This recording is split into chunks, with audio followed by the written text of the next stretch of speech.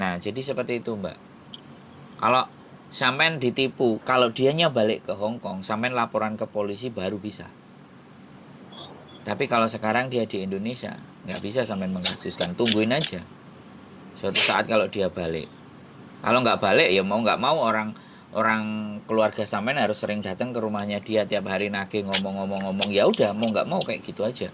Dia mau punya etikat baik nggak dan semuanya nggak. Kalau sampean laporkan ke polisi Indonesia pun nggak bisa karena kasusnya ada di sini.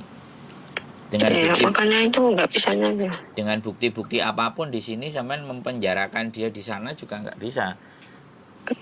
Tapi kalau misalnya sampean tahu ya namanya nyoba kan nggak ada masalah. Iya. Bikin surat